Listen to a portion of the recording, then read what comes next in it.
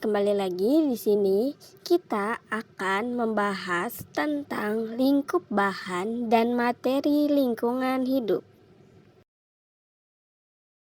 Nah, jika dicermati, tujuan yang ingin diwujudkan oleh pendidikan lingkungan hidup, maka secara substansi, cakupan pokok-pokok bahasan pendidikan lingkungan hidup di pendidikan formal harus mencakup.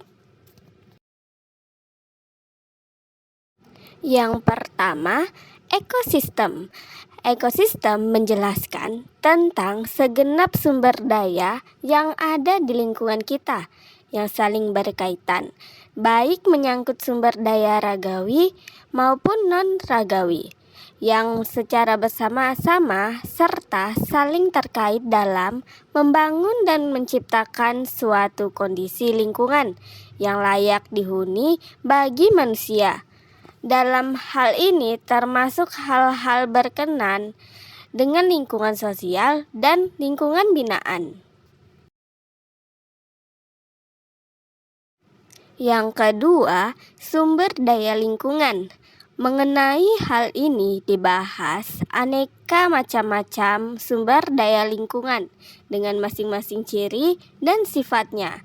Hal ini berkaitan dengan kegiatan makhluk hidup dalam mengakses sumber daya tersebut dengan derajat dan tingkatnya yang akan berpengaruh terhadap kondisi sumber daya tersebut. Masalah utamanya adalah bagaimana dalam pemanfaatan sumber daya tersebut secara arif, sehingga keberadaan sumber daya tersebut dapat terjaga keberlangsungannya, serta mampu mewujudkan kondisi lingkungan yang berkeseimbangan. Yang ketiga, daya dukung lingkungan. Pada bagian ini harus diajarkan hal-hal yang berkaitan dengan kemampuan dan keterbatasan daya dukung lingkungan, serta dampak-dampak potensial yang dapat terjadi akibat interaksi manusia dengan lingkungannya. Materi yang berkaitan dengan informasi mengenai sumber daya lingkungan non-ragawi yang memiliki keterbatasan baik dalam ketersediaan maupun yang berkenan dengan daya lentingnya, kemampuan memperbaharui diri, perlu mendapatkan perhatian dalam materi pembelajaran. Yang keempat, kepedulian. Materi yang harus diberikan berkaitan dengan kepedulian adalah menanamkan kesadaran dan membina sikap peduli terhadap lingkungan. Peserta didik hendaknya disadarkan dengan warisan alam dan lingkungan sebagai suatu anugerah pada manusia, sehingga manusia harus mampu menjaga dan menghargai lingkungan sebagaimana seharusnya. Rasa memiliki terhadap lingkungan hendaknya dapat dibangkitkan dan diinternalisasikan pada peserta didik. Yang kelima, partisipasi. Pendidikan lingkungan hidup yang dilaksanakan hendaknya mampu mendorong keinginan untuk ikut serta dalam memelihara dan melestarikan lingkungan yang sehat dan layak dihuni. Oleh sebab itu, materi pendidikan lingkungan hidup yang diberikan hendaknya juga mencakup upaya mempersiapkan semua orang untuk mau peduli, bekerja dan bertindak untuk kelestarian lingkungannya. Yang keenam, estetika. Estetika merupakan salah satu kebutuhan non-fisik manusia. Oleh sebab itu, materi lingkungan hidup yang diberikan hendaknya dapat membangkitkan daya inspirasi untuk berkreasi, guna menciptakan suatu lingkungan yang asli dan menyenangkan di samping sikap menghargai keindahan lingkungan yang telah disediakan oleh alam. Yang ketujuh, yaitu kearifan lokal. Setiap daerah, wilayah, dan suku bangsa memiliki karakteristik tersendiri, serta cara tersendiri dalam menyikapi dan memperlakukan lingkungannya.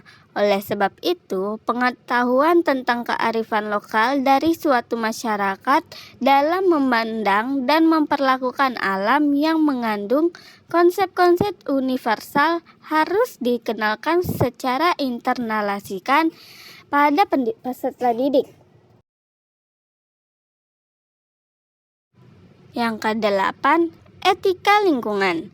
Pada bagian ini yang harus diajarkan adalah hal-hal yang berkaitan dengan tanggung jawab moral manusia terhadap lingkungannya yang terwujud pada perilakunya dalam memperlakukan lingkungan dengan segenap unsur atau pengada yang ada di dalamnya.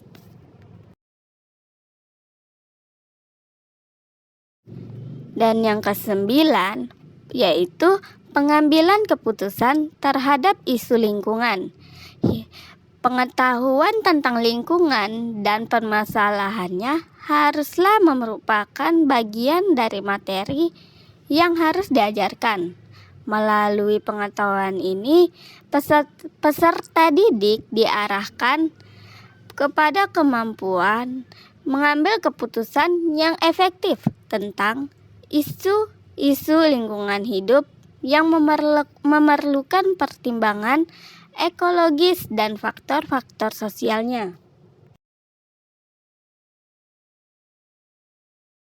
Dan yang terakhir adalah kebencanaan.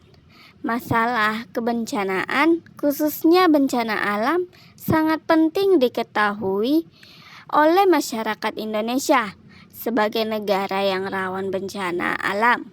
Pengetahuan dan pemahaman yang benar tentang bencana diberikan dalam rangka mitigasi bencana alam.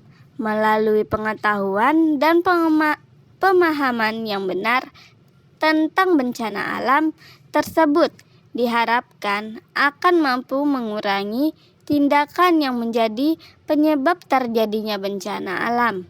Untuk bencana alam yang disebabkan oleh perilaku manusia, sedangkan untuk bencana alam yang bersifat katastrofi diharapkan dapat mengurangi kerugian harta benda dan korban yang terjadi akibat bencana alam tersebut.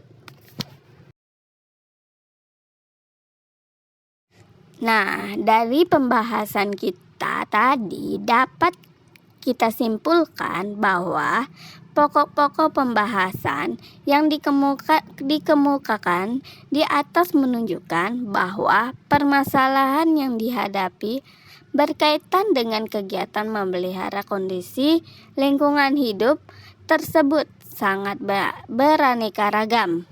Hal ini sekaligus juga mengingatkan manusia bahwa aspek yang terkait dengan lingkungan dan permasalahan yang ada di dalamnya sangat kompleks. Karena permasalahannya, lingkungan hidup tidak pernah berdiri sendiri, tetapi saling terkait dan saling terpengaruhi. Pengaruh mempengaruhi antara aspek satu dengan aspek lainnya. Jika ditelaah dan dikaji secara kritis, maka materi pendidikan lingkungan hidup ini merupakan suatu karya integratif. Nah, itulah tadi pembahasan kita tentang lingkup bahan dan materi lingkungan hidup. Sampai jumpa di materi selanjutnya.